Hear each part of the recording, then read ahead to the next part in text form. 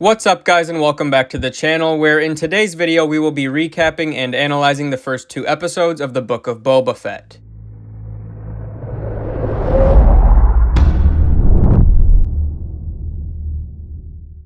The long-awaited return of one of the galaxy's most famous bounty hunters occurred in Season 2 of The Mandalorian. From there, Boba Fett returns to take the throne of his former employer, Jabba the Hutt, with the elite assassin Fennec Shand at his side, and it is from that moment that the Book of Boba Fett begins. Chapter 1 and 2 simultaneously tell 2 different stories about the former bounty hunter from 2 different time periods in his life. On one hand, we bear witness to the revival of Boba Fett as he fights his way out of the Sarlacc pit, where he was left for dead after the failed execution of Luke Skywalker and Han Solo in Return of the Jedi. And on the other, we see Boba a few years down the road as he stakes claim over the city of Mos Espa. As the story of Boba's past progresses, we gain insight into his journey from a dead man back to the feared warrior he once was. Only now, after escaping death and gaining new perspective from the Tusken Raiders, the once notorious Boba Fett is intent on ruling with respect rather than fear. When Boba emerges from the Sarlacc, he is barely clinging to life. In this vulnerable state, a group of Jawas strip him of his armor. Shortly thereafter, he is discovered by a tribe of Tuskens who enslave Boba, physically abusing him, forcing him to work in the beating sun while depriving him of water and punishing him when he tries to escape.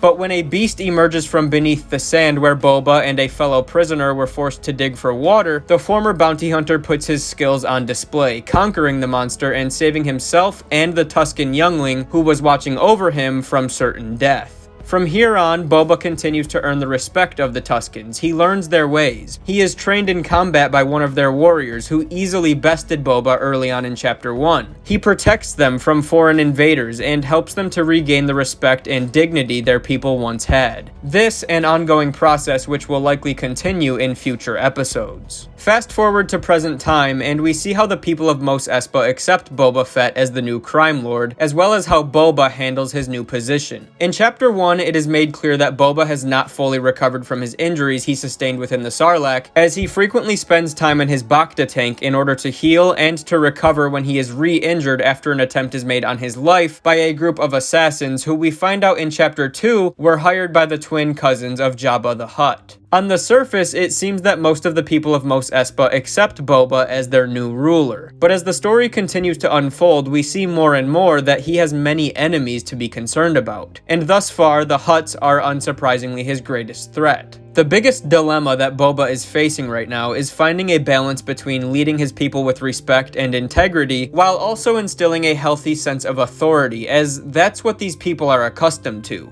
Boba is set on his belief that creating fear within the people of Mos Espa is not necessary, but the attempts and threats on his life are proving that ruling with respect as he wishes is going to be easier said than done. And this is the area in which Fennec Shand's presence is the most beneficial for Boba's success. Fennec is an assassin. She is not hesitant to kill at the first sign of defiance for Boba's command, and she has the skill set to back up every word that she says. The first episode in particular highlights Fennec's skill set as she tracks down one of the assassins hired to take Boba out, while killing multiple others in the process. As ruthless as Fennec can be, however, she is a very likable character. She is loyal to Boba, and while she's certainly not an outstanding person, she's also not necessarily a bad one. She carries herself with a likable charisma that complements Boba's very well, and I personally am growing more and more fond of this character. Not that I ever didn't like her, I'm just really enjoying seeing more of her on screen and watching the dynamic between she and Boba develop.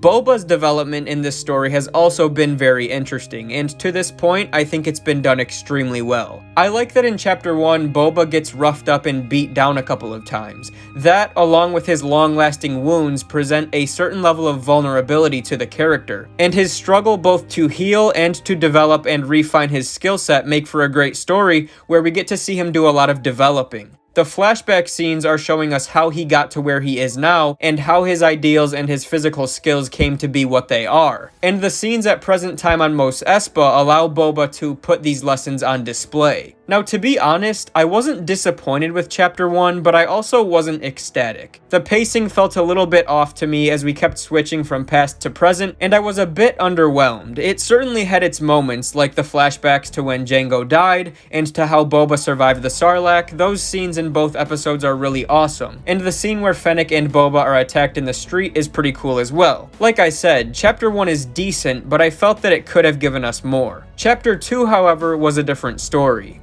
It was a longer episode for one, which is pretty much always a plus for me. The flashbacks in this episode felt very natural, and they gave us some great insight into Boba's past, and the present time scenes were all great too. Boba really gets to shine in this episode, and we're also introduced to what is likely going to shape up into one of the great conflicts of this story between Boba and the Hutts. So Chapter 2 actually exceeded my expectations a little bit. I think it's so cool that we're getting this story that is really unlike anything we've seen before. It's so unique, and we're building some really interesting lore, especially with the Tusken Raiders, which is something I never knew I needed, but now it's actually really interesting. And then with Boba and Fennec, not only are we witnessing the development of an awesome duo, but we're also seeing the inner workings of a major crime circle and how all of that works, as well as just the overall way of life on Tatooine. And I think that's all really cool. So I am definitely happy with this series so far, and I honestly think it's only going to keep getting better and better from here. But what do you guys think? How are you liking this series so far? What have been your favorite parts, and what are your predictions for the rest of this series? I am going to go ahead and wrap this video up here, so leave your thoughts in the comments section below. If you enjoyed this video, please remember to drop a thumbs up to support the channel, subscribe to the channel if you are new, and remember, the Force will be with you always.